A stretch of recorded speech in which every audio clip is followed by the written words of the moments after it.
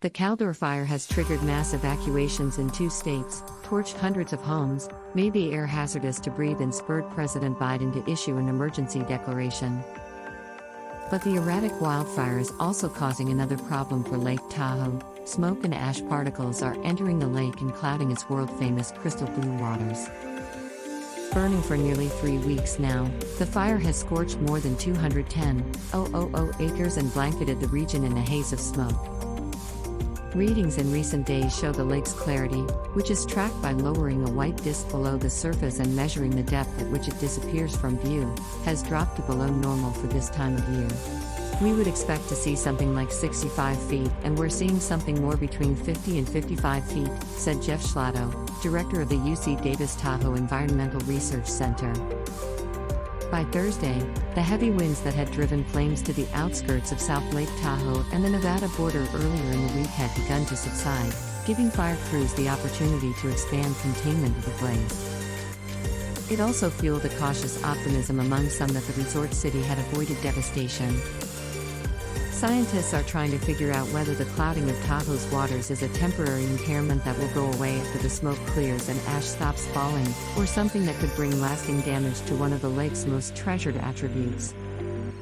Researchers and environmental advocates worry that the Caldor fire, already one of the largest in California history, is an example of how the bigger, more intense wildfires we are experiencing due to climate change are emerging as a new threat to the movement to keep Tahoe blue. It's a slogan that adorns countless vehicle bumper stickers and a mantra that has guided a decades-long effort and billions in public and private spending to reverse the degradation of Tahoe's sparkling azure waters. It's looking like there's going to be megafires with smoke affecting the lake more frequently. We're talking 2 years in a row and 60 to 90 days of unhealthy air quality, and that's depositing in the lake, said Jesse Patterson, Chief Strategy Officer for the League to Save Lake Tahoe. The environmental organization is helping fund a recent flurry of research into the smoke's impact on water quality. We need to understand what's going on. Is Tahoe at risk of losing what attracted us all to it? The fires are degrading Lake Tahoe's clarity in multiple ways.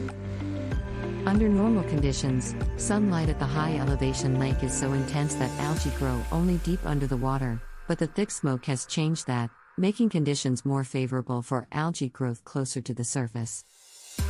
Smoke and ash particles that enter the lake get pushed around by waves and currents and make the water murkier.